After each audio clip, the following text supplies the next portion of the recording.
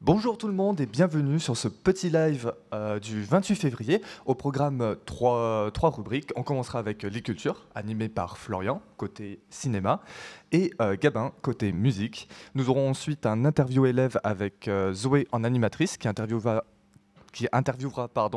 Juliette en animation 3D. Et nous finirons avec la rubrique culinaire présentée par Lana, j'ai très hâte. N'oubliez pas de suivre notre compte Instagram l'Immédiat Live, nous postons régulièrement. C'est parti, jingle.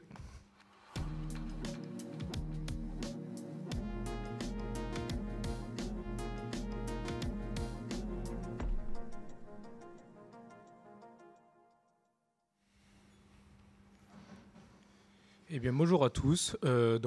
Cette année, nous avons le film Anatomie d'une chute, réalisé par Justine Triet, qui a été le film lauréat 2023 2024 de meilleure réalisation à la 49e cérémonie des Césars. Il a déjà remporté la Palme d'Or en 2023 et a remporté ainsi 6 Césars sur 11 nominations. Donc, le film raconte l'histoire de Sandra, Samuel et leur fils malvoyant de 11 ans, Daniel, vivant depuis plus d'1 an loin de tout à la montagne. Un jour, Samuel est retrouvé mort au pied de leur maison. Une enquête pour mort suspecte est ouverte. Sandra est vite inculpée malgré le doute. Alors, est-ce un suicide ou un homicide ? Un an plus tard, Daniel, leur fils, va assister au procès de sa mère et découvrir la véritable dissection au sein du couple. Pour ce film, Justine Triet rend hommage aux violences faites aux femmes et dont Sandra joue son propre rôle, une mère en pleine crise au sein de son couple, dont l'issue sera tragique pour lui, et laissant leur fils Daniel,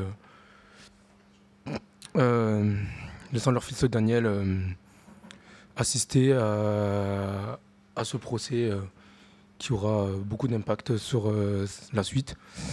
C'est la deuxième fois qu'une réalisatrice remporte le titre de meilleure réalisation, après Toni Marshall en 1999, une franco-américaine, fille de Micheline Prel, dont la cérémonie lui est dédiée, décédée 2 jours auparavant.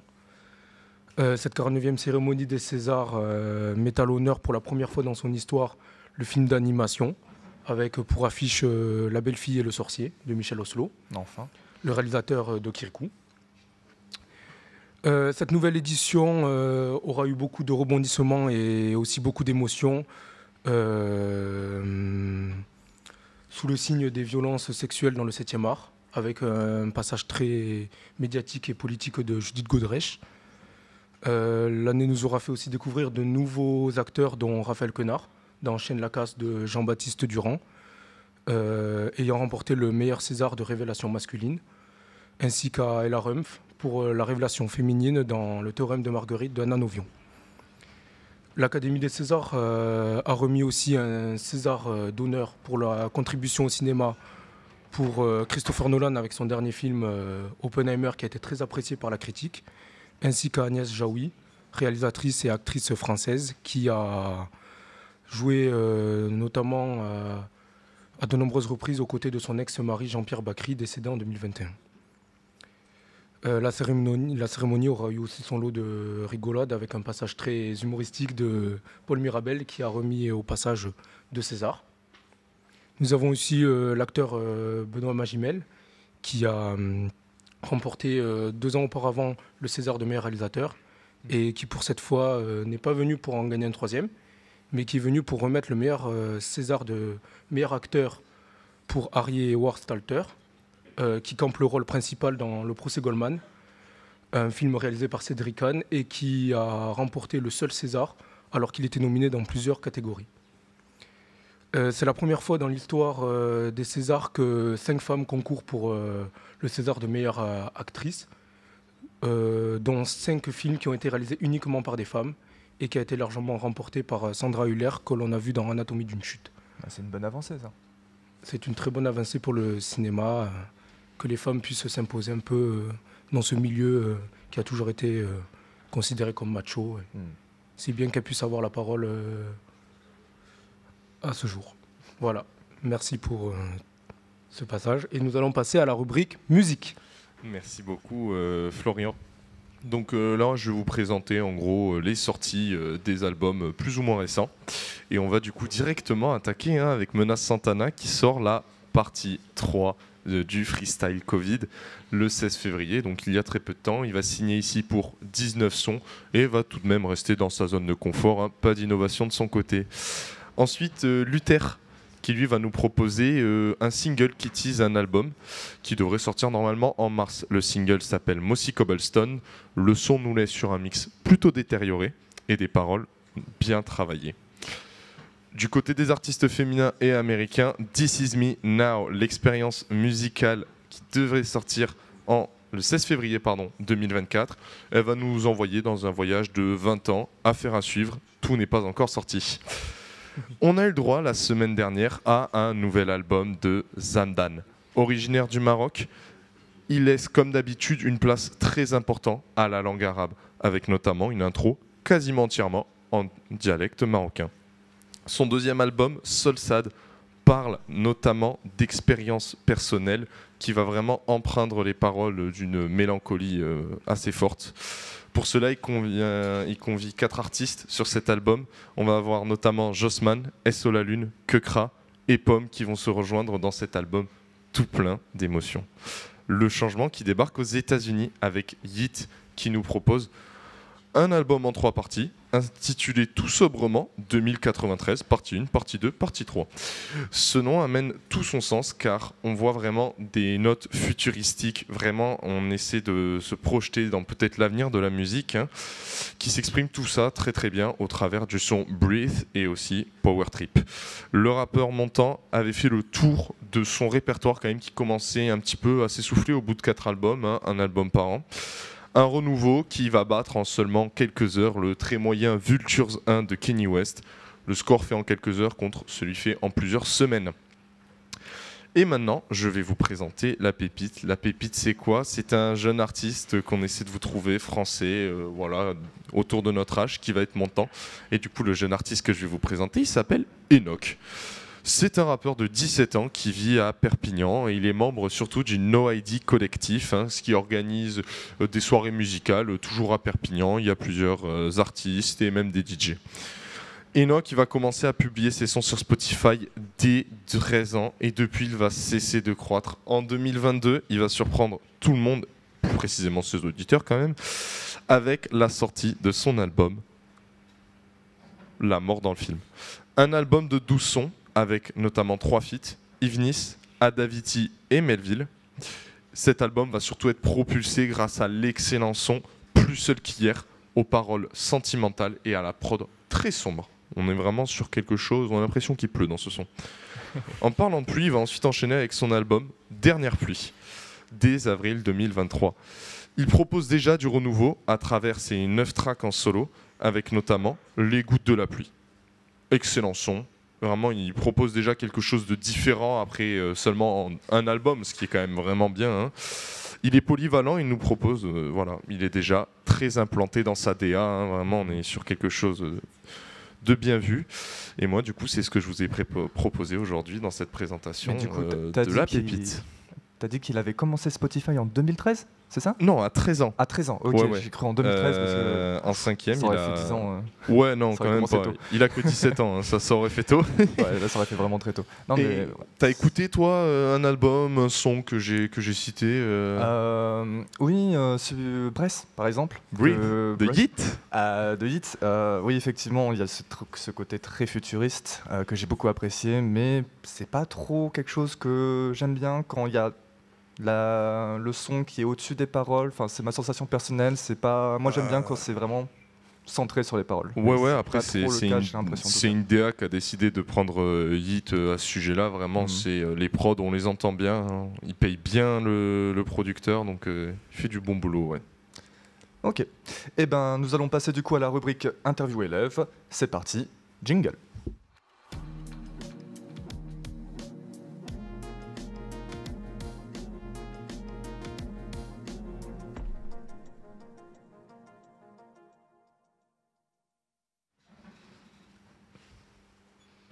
Alors du coup, bonjour Léo. Bonjour. Et donc bonjour à notre invitée, donc bonjour Juliette. Bonjour, enchantée. Du coup, je vais te poser des petites questions pour en apprendre un peu plus sur toi, ta section, tes projets, tout ça. Bon, première question, du coup, est-ce que tu peux nous parler de ta section, en quoi elle consiste, des choses comme ça? Bien sûr. Alors moi, je suis en animation 3D. Donc moi, ça va consister à prendre un personnage dans un logiciel 3D et à lui donner vie, donc à le mettre en action dans une scène. Donc on va me demander au personnage de, par exemple, faire un saut. Donc le personnage sera, lui, tout droit en position T. Et donc moi, je vais lui donner vie. Et ensuite, je passerai ma scène aux modélisateurs qui donneront une vie plus précise dans mon animation. Okay. Est-ce que du coup c'est toi qui crée le personnage ou juste on te donne le personnage déjà? Non, pas du tout. Ça, c'est le job des modélisateurs 3D, justement, c'est de modéliser le personnage. Ensuite, il va être rigué, donc on va lui mettre un squelette. Et là, ils vont me le donner à moi qui, du coup, vais le mettre vie dans cette scène. Et ensuite, je le passe à d'autres personnes qui, eux, mettront les lights, la couleur et tout ça. Okay.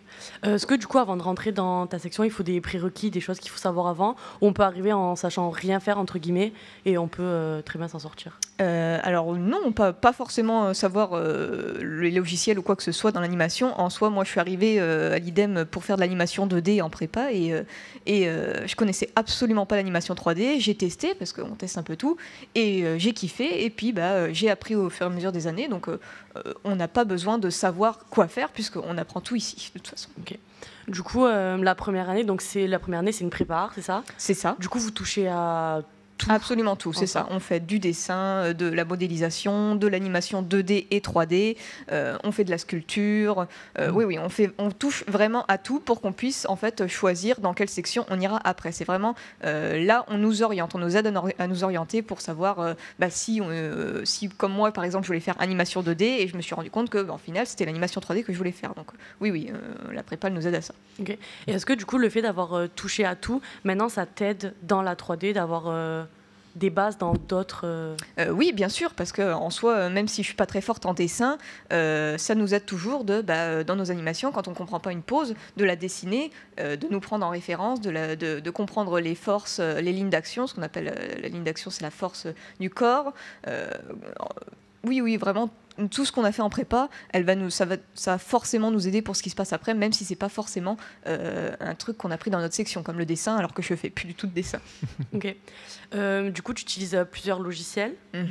Tu peux nous en parler un petit peu? Moi, j'utilise... dans ma section, on n'utilise surtout qu'un seul logiciel, qui est Maya 2024. On utilise aussi 2023 de temps en temps. Et il nous arrive de temps en temps d'utiliser Blender, qui est, lui, un logiciel gratuit, qui est plus simple pour les gens qui ne peuvent pas se payer des gros logiciels comme Maya. Donc, dans ma section d'animation 3D, c'est surtout Maya et Blender. Ok. Du coup, l'animation 3D, c'est beaucoup de travaux de groupe, c'est ça? Oui, on en Comment a vous faites pour les rôles, en fait? C'est chacun a son rôle spécialisé ou vous tournez Ça dépend. Là, on a un gros projet de fin d'année sur lequel on travaille et on n'a pas vraiment, parce que tout le monde a le même niveau, on ne peut pas dire lui, il est moins fort que lui ou elle est moins fort que lui. Et donc, tout le monde a des plans adaptés à ce qu'il fait, sachant que c'est toujours de l'animation, donc on ne peut pas vraiment se répertorier. On a chacun un shot qu'on devra faire, le shot 1, 2, 3, 4, et puis on y va, on anime, et puis ainsi de suite. Ok. Du coup, depuis le début de ton cursus, tu as dû faire beaucoup de projets, d'exercices et tout. Est-ce qu'il y en a un qui t'a marqué, que tu as vraiment kiffé faire? Oui. J'ai un projet qui m'a beaucoup marqué, moi et ma classe, parce qu'en début d'année, on nous a fait un module de théâtre où on devait incorporer des personnages, les animer, les représenter, comprendre comment tout fonctionnait, et ensuite on devait, avec un son donné, l'animer. Et ce son, c'était Toti Run Toti. Et ça nous suit encore aujourd'hui parce qu'on les a mis dans nos mémories et quand on les entend, tout le monde se regarde en disant on n'en peut plus de Toti parce que Toti, on l'a entendu toute l'année. Okay. Est-ce que tu sais déjà ce que tu veux faire après l'IDEM? Tu as une idée? Oui, absolument, bien sûr. Une fois que j'aurai fini mon cursus dans un an, vu que je suis en 3e année, bien évidemment, je serai animatrice 3D. Je partirai dans l'animation. Donc, plus précisément, j'aimerais beaucoup dans les longs métrages, donc tout ce qui est film d'animation qui passe au cinéma et tout, mais les courts métrages ou les films de série, j'aimerais beaucoup aussi animer dans les petits films d'animation comme La Patte Patrouille par exemple. Et du coup, si tu avais un conseil à donner à des personnes qui veulent rentrer dans ta section, ce serait quoi? eh ben, ne pas baisser les bras. C'est pas parce qu'on vous dit que vous n'êtes pas capable de le faire que vous n'êtes pas capable de le faire. Hein. Prouvez-leur que c'est vous qui avez raison. Moi, je suis venue pour le dessin. Je pensais que j'étais bon. Au final, je me suis rendu compte que j'étais nulle. Et je me suis rendu compte que l'animation 3D, c'était fun, simple, très facile à comprendre. Et je me suis lancée là-dedans et jusqu'à présent, j'ai aucun souci. On a des profs qui sont super, qui sont là pour nous aider, nous épauler. Donc franchement, on n'a aucun problème. Donc pour les gens qui ont du mal à chercher, franchement, c'est vraiment un bon truc à faire. Okay. Du coup, maintenant, j'ai posé les questions rapides. Donc question rapide, c'est tu choisis entre 2 choix. Ok. Plus rapidement possible. Okay. Du coup, Disney ou Ghibli? Disney. Okay. Mac ou Windows? Windows. YouTube ou Netflix? YouTube. Avec ou sans popcorn? Avec. Quand même. VO ou VF? VO. Okay. Si tu devais en garder qu'un seul, pâte ou patate? Pâte, quand même. Style cartoon ou réaliste? Cartoon. Et enfin, blockbuster ou film d'auteur? Blockbuster. Okay. Du coup, merci pour tes questions. Merci à vous. Et du coup, je vais te laisser avec la rubrique cuisine. Super, voilà. Nickel. Et ben, let's go pour la rubrique cuisine. Jingle.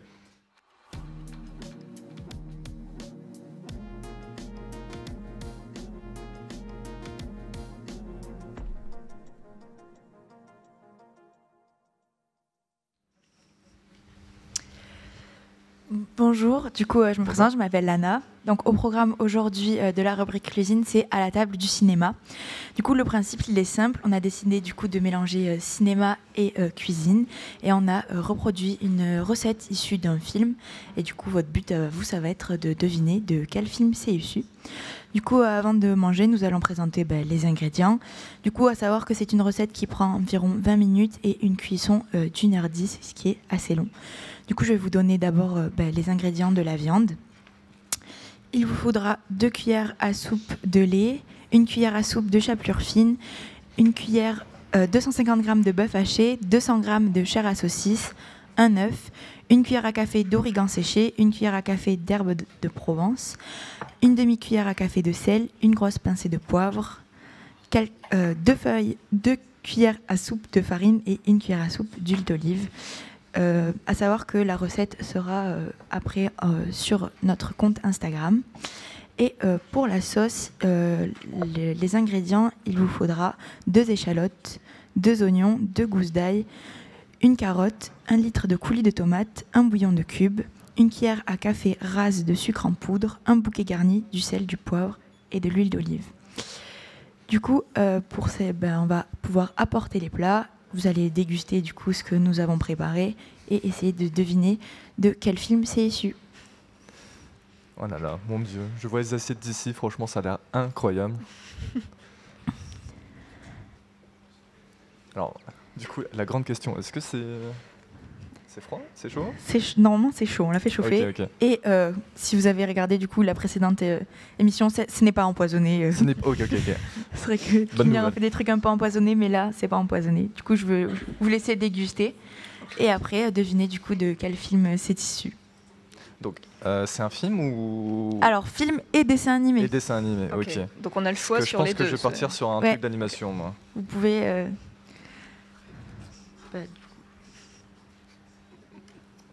C'est que c'est pas simple de manger en live. Oh, ok.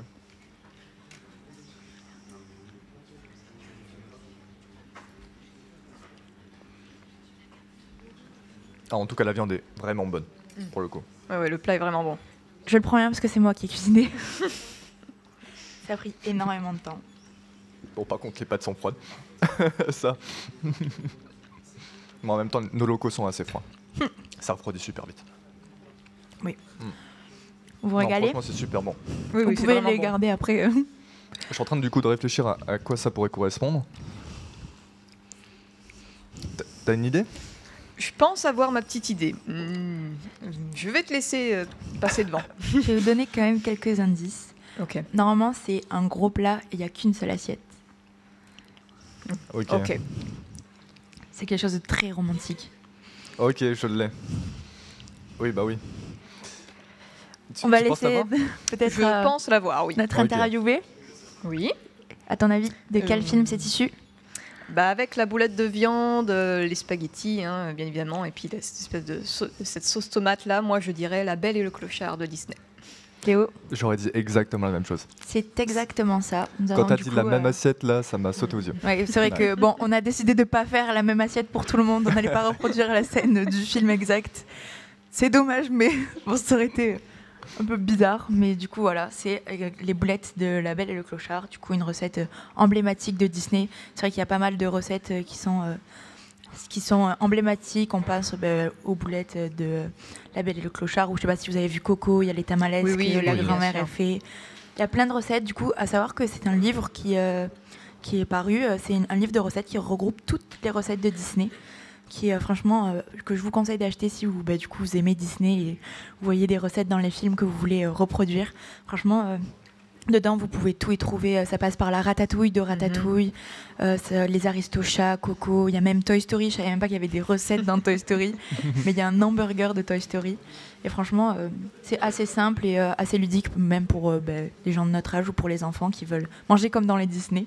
En tout cas, Voilà. c'est très bon, c'est très bien Merci. réussi. Du coup, la recette, si vous voulez la reproduire, elle sera sur le compte Instagram, tout détaillé, les ingrédients et étape par étape, les cuissons, tout ça, pour pouvoir refaire ce magnifique plat. Du coup, pour les plus gourmands, j'ai oublié de le dire, vous pouvez rajouter bien évidemment du parmesan et du basilic. Et ben franchement, c'était très bon. Je sais pas exactement combien. Ok, si on est bon. Et ben, merci pour tout. Je remercie donc la personne qui s'est fait interviewer, Juliette. Merci à tout le monde qui est derrière les écrans. Ils sont plus d'une. Je pense qu'ils sont plus d'une dizaine. Merci à tout le monde. Et puis je pense que ça va être le petit mot de fin. Allez, à bientôt. À la prochaine.